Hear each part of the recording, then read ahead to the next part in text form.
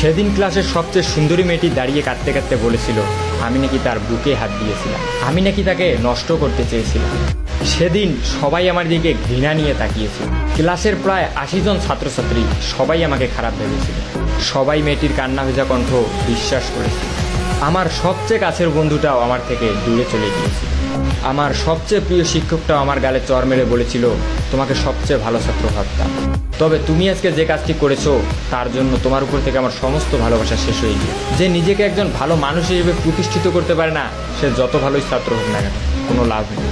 একজন লোকের সবচেয়ে বড় পরিচয় হচ্ছে সে একজন মানুষ।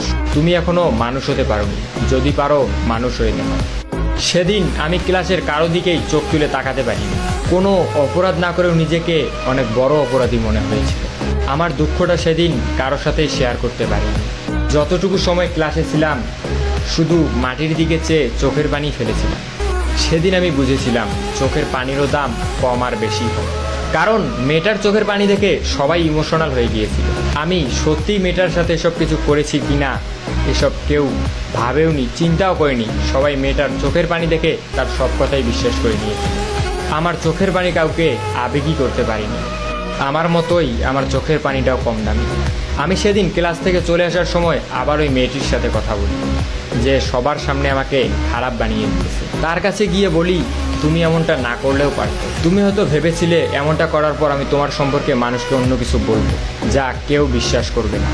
সবাই হয়তো ভাববে তোমার উপর প্রতিশোধ নেওয়ার জন্য তোমার নামে এসব মিথ্যা কথা বানায় বানায় বলতেছে। কিন্তু তুমি হয়তো জানো না, তুমি এসব না করলে আমি তোমার সম্পর্কে কিছুই বলতাম।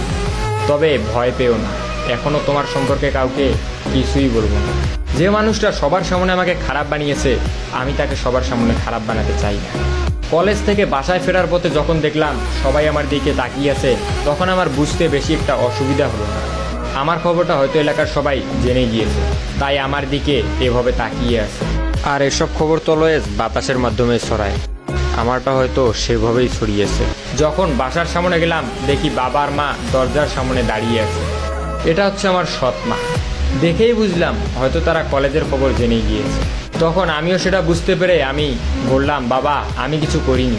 তখন বলল তুই যদি সত্যিই কিছু না করিস তাহলে তোর সম্পর্কেই বললো কেন? তোর ক্লাসে তো আরও অনেক ছেলে ছিল, তাদের সম্পর্কে কই বললো? তোর সম্পর্কেই কেন বললো? তুই এসব করেছিস জন্যই তোর সম্পর্কে বলেছিস। একটা মেয়ে কখনো তার মান সম্মান নিয়ে মিথ্যা কথা বলবে?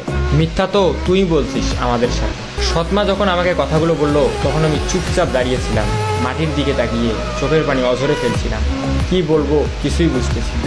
কিন্তু হঠাৎ করেই মা বাবাকে যে কথাগুলো বললো এগুলো শোনার জন্য আমি মোটেও প্রস্তুত ছিলাম না। মা বাবাকে বলল তোমার এই ধর্ষক ছেলেকে আমাদের বাসায় রাখতে পারবো না। যদি তোমার ধর্ষক ছেলে বাসায় থাকে তাহলে আমি থাকবো না, আর আমি থাকলে ও থাকবে। আমার একটা মেয়েও আছে, আমি আর আমার মেয়ে ওর তো আপন কেউ না।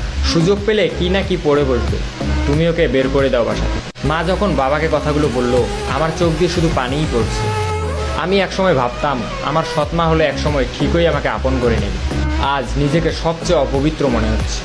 লজ্জায় অপমানে আমি আর সেখানে একটি মুহূর্ত দাঁড়িয়ে থাকতে পারি। তাই গন্তব্যহীনভাবে বাসা থেকে বেরিয়ে যে কোনো একদিকে যেতে লাগে। আমার বাবা একটিবারের জন্য আমাকে থাকতে বলিনি। সেদিন মনে হয়েছিল আজ থেকে হয়তো বাবা ছেলের সম্পর্কটা এখানেই শেষ। এটা তবে ভালো মতোই বুঝেছিলাম এ বাড়িতে হয়তো আমার আর কোনোদিনই স্থান হবে না। আমার কাছের মানুষগুলোই আমাকে বুঝতে পারিনি, দূরে ঠেলে দিয়েছে। এখন একজনই আছে শেষ ভরসা। সে মানুষটাকে আমি অনেক বিশ্বাস করি, ভালোবাসি। সেও আমাকে অনেক বিশ্বাস করে, ভালোবাসে। তবে কেন জানি না আজকে অনেক ভয় হচ্ছে। আর সবার মতো কি সেও আমাকে খারাপ ভাববে, আমাকে অবিশ্বাস করবে? অনেক প্রশ্নের উত্তর মনেই থেকে যাচ্ছে। সেই রাতটা নির্ঘুমভাবে সিয়াম নামের এক বন্ধুর বাসায় থেকে পরের দিন দুপুরে খেয়ে আমি চলে যাই আদিবার সাথে দেখা করতে। হ্যাঁ, আমি যেই মানুষটির কথা বলেছিলাম অনেক বিশ্বাস করি, সে আর কেউ নয়, সে হচ্ছে এই আদিবা।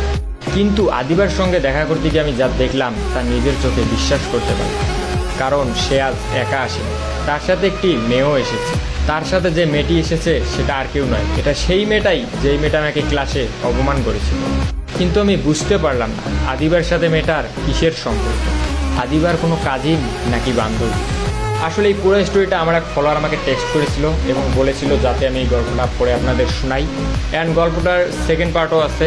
গল্পটি ভালো লাগলে অবশ্যই আপনার বন্ধুকে মেনশন করুন, চাইলে শেয়ারও করতে পারেন।